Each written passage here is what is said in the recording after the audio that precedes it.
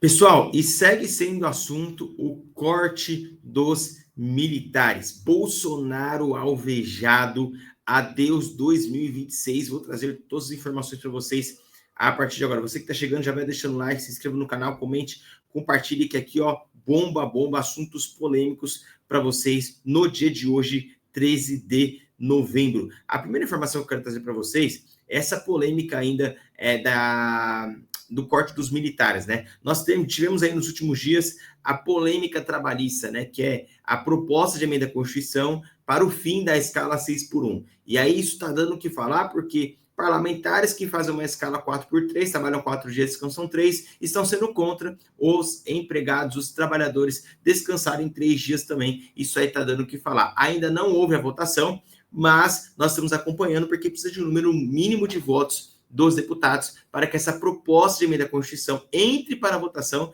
para que possa ser aprovada. Ela precisa passar por aprovação pelo quórum de 3/5 nas duas casas, ou seja, na Câmara e no Senado Federal, 2 vezes. Então não é tão simples assim aprovar. Isso já está dando o que falar. Agora, o assunto do momento é a questão dos cortes dos militares. E aí eu vou trazer para vocês aqui uma informação importante. Olha só, vamos ouvir.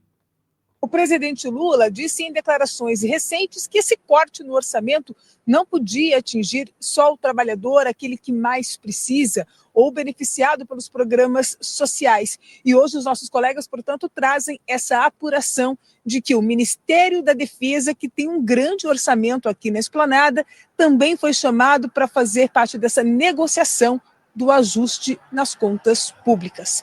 O ministro Fernando Haddad disse sobre amanhã, portanto, a agenda de terça-feira, o presidente Lula tem agenda com o Ministério do Trabalho e também do Desenvolvimento Social. Ele disse, e da Previdência, ele falou, olha, essas agendas que vocês vão ver amanhã não têm relação com o corte de gastos, porque essas pautas já foram superadas.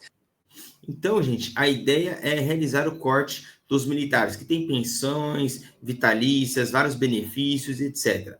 Até então, sim, entende-se que é um rombo no caixa, né? Que é um gasto extraordinário. São bilhões destinados a essa parte para ligado ao Ministério da Defesa.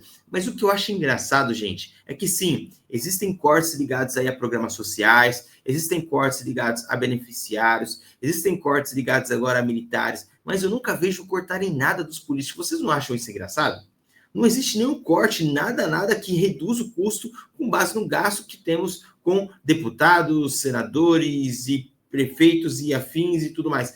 É sempre atingindo a população. É complicado, né, gente? É complicada a situação. Agora, a notícia bombástica de hoje é o Bolsonaro ter sido alvejado. Olha só o que aconteceu, gente. É impressionante, né? Como as notícias estão rolando, né? E não param, né? Olha só, gente, vou mostrar aqui para vocês o que está acontecendo, o que aconteceu com o Bolsonaro. Vocês estão comigo aí, olha só. A gente sai dos Estados Unidos e vem aqui para um aliado de Donald Trump no Brasil. A gente fala sobre Jair Bolsonaro e sobre a reação dele após ser alvejado em depoimento de Santos Cruz. O núcleo do ex-presidente aponta que o general Santos Cruz teria mágoa com o antigo chefe e também com colegas do Palácio do Planalto. O núcleo do ex-presidente Jair Bolsonaro aponta essa suposta mágoa como o principal motivo para que Santos Cruz para que ele depusesse contra o ex-chefe no caso da BIM paralela. O ex-ministro da Secretaria de Governo confirmou que o ex-presidente Jair Bolsonaro e também os aliados de Jair Bolsonaro teriam se encontrado com representantes da empresa israelense Cognite, desenvolvedora daquele software First Mile que nós tanto falamos aqui, usado indevidamente para monitorar autoridades e também jornalistas. Segundo pessoas próximas a Bolsonaro, essa rusga teria começado porque Caio Santos Cruz, que é filho do general, teria tentado fazer lobby para ampliar o espaço de empresas israelenses dentro da administração federal, o que teria sido vetado pelo presidente, ou seja, para manter apenas aquela empresa. A Polícia Federal investiga o uso do First Mile pela Agência Brasileira de Inteligência contra políticos, juízes e jornalistas durante o governo do ex-presidente Jair Bolsonaro. Inclusive, há uma investigação sobre uma possível ABIN paralela, onde integrantes, funcionários da ABIN, repassavam informações importantes e confidenciais para aliados do ex-presidente Jair Bolsonaro. Aqui na matéria, relembra Santos Cruz no governo Bolsonaro. O general Santos Cruz, ele fez parte da primeira equipe de ministros do governo. Passou pouco mais de 6 meses no cargo e foi demitido em junho de 2019, após se tornar alvo de ataques de Olavo de Carvalho, que era o guru de Jair Bolsonaro. A principal função de Santos Cruz, quando foi ministro, foi articulação com o Congresso Nacional e com partidos políticos, além de ter um canal de diálogo com estados e municípios. Depois de tantas brigas e tantas rusgas com Olavo de Carvalho, ele acabou, então, sendo demitido. Pois é, gente. Então, Bolsonaro já faz algum tempo já que vem sido atacado de diversas formas, etc., né? Com razão ou sem razão, o que nós sabemos é que, além disso, dessas questões que muitas pessoas têm falado do Bolsonaro, né, existe sim a real probabilidade, a real possibilidade de uma prisão do ex-presidente da República, Jair Messias Bolsonaro. É possível sim que essa prisão aconteça. Bolsonaro já está inelegível e existe aí uma manobra para que a Michelle Bolsonaro, ex-primeira-dama, seja aí uma das candidatas à presidência da República em 2026, disputando a eleição talvez com o Tarcísio de Freitas, com o Pablo Marçal, né, com o próprio presidente Lula, mas a questão para o Bolsonaro está ficando cada vez mais complicada. Bolsonaro está na mira da Procuradoria-Geral da República. Olha só o que está acontecendo. Essa Procuradoria-Geral da República prepara o envio da denúncia contra Jair Bolsonaro por suposta tentativa de golpe de Estado. O órgão já concluiu seu relatório, só que aguardava o fim do processo eleitoral para evitar interferências no pleito.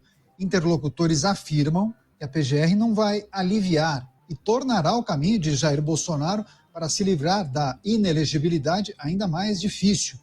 O ex-presidente já foi indiciado pela Polícia Federal por suposta venda de presentes presidenciais e por uma alegada falsificação no cartão de vacinação contra a Covid-19. Além do inquérito da alegada tentativa de golpe, Bolsonaro também é investigado em outras ações e tem a sua prisão, a sua detenção cogitada. Vamos chamar os nossos comentaristas? Vamos ao Rio de Janeiro. Roberto Mota já preparado, conectado com a gente. Mota, seja bem-vindo. Ótima noite a você, excelente semana. Vários assuntos para a gente tratar. Para começar, essa informação de que a Procuradoria-Geral da República já na reta final, formalizando os últimos detalhes para enviar essa denúncia à Justiça por esse caso, né? Esse episódio que envolve Jair Bolsonaro por conta da alegada tentativa de golpe de Estado. Mota, quais são suas perspectivas? Enquanto isso, o crime organizado executa uma pessoa em plena luz do dia no aeroporto mais movimentado do Brasil. Boa noite. Para quem não acompanhou, essa morte aqui que aconteceu em Guarulhos foi de um grande empresário que tinha envolvimento aí com o PCC, né? A princípio ele era considerado aliado do PCC, mas depois disso ele se virou contra o PCC e fez a famosa delação, né, para integrantes aí do PCC, e aí ele acabou sendo alvejado em plena luz do dia lá no aeroporto de Guarulhos. Se eu não me engano, foram 19 tiros, gente, algo terrível, né? Ele já havia sido preso, depois foi solto, estava aí indo para Maceió para cobrar uma dívida, mas não deu tempo nem de entrar no ônibus ali para se deslocar. Ele foi alvejado ali por bandidos, não se sabe ainda quem foi, isso está passando por investigação, mas o crime organizado está complicado, gente. Caniato, boa noite, meus colegas de bancada, boa noite, nossa audiência. Um observador cuidadoso percebe muitas coincidências entre a história recente dos Estados Unidos e do Brasil. Eventos que acontecem lá tendem a se repetir algum tempo depois aqui. Em 2016, os Estados Unidos elegeram Donald Trump. Em 2018, o Brasil elegeu Jair Bolsonaro. Durante a pandemia, tanto a esquerda americana quanto a esquerda brasileira usaram as mesmas narrativas para tentar derrubar um presidente a qualquer custo. Em 2020, Trump perdia a eleição. Em 2022, Jair Bolsonaro perdia a eleição. No dia 6 de janeiro de 2021, uma manifestação no Capitólio saiu de controle e acabou em depredação. Quase exatamente a mesma coisa aconteceria em Brasília um ano depois, em 8 de janeiro de 2022. Os termos usados pela mídia americana para descrever os invasores do Capitólio foram exatamente os mesmos usados pela mídia brasileira para descrever os manifestantes de Brasília. Trump e Bolsonaro enfrentaram, ou ainda enfrentam, acusações assustadoramente similares de estimular ou liderar um golpe de Estado. Tanto Trump quanto Bolsonaro se tornaram alvos de ativismo judicial e se tornaram réus por acusações que desafiam a nossa credulidade. Por exemplo, o presidente Jair Bolsonaro foi investigado por ter se aproximado demais de uma baleia. Mas Trump está de volta, eleito de forma espetacular. É natural que as atenções agora... Pessoal, vocês acreditam que com o Bolsonaro pode acontecer também essa virada de jogo? Porque o Trump com o Kamala foi uma virada de jogo do Trump. Tudo estava levando a crer que Kamala ia ganhar e que Trump ia perder. De repente, o jogo virou uma virada extraordinária de Donald Trump. E Bolsonaro está para mais ou menos na mesma situação, sendo investigado, uma série de questões, correndo o risco de ser preso, uma série de denúncias, denúncias com indício de golpe de Estado e uma série de coisas. E já pensou se ele consegue reverter isso e consegue dar a volta por cima para 2026? Vocês acham isso possível? Se voltem para 2026, é natural que a gente especule se as coincidências entre Estados Unidos e Brasil continuarão em 2026. Pois é, Que coisa, né, gente? Que coisa. Então, o Bolsonaro, sim, ele está sendo investigado, a Procuradoria-Geral da República vai para cima do ex-presidente, né? Mas olha só, vocês acham que Bolsonaro vai desistir de se candidatar? Não vai desistir. Bolsonaro vai até o fim. Olha só o que disse o ex-presidente Jair Bolsonaro. Sou candidato até minha morte política ser para valer. Por enquanto, ele está vivo politicamente, está inelegível, mas ainda há chances de reverter. Em entrevista à coluna, Jair Bolsonaro afirmou que, embora inelegível, será candidato até que sua morte política seja anunciada para valer. O ex-presidente Jair Bolsonaro afirmou em entrevista exclusiva à coluna que, apesar de estar inelegível até 2030, seguirá como candidato à presidência da República até que sua morte política seja anunciada para valer. Gente, para 2026 realmente vai ser muito complicado virar esse jogo, muito difícil mesmo. A estratégia é colocar lá Michele Bolsonaro. Bolsonaro disse ter certeza de que não errou nos 2 episódios que levaram à sua inelegibilidade. A reunião com embaixadores na qual criticou as urnas eletrônicas e a participação na manifestação do dia 7 de setembro de 2022. A resposta é a mesma.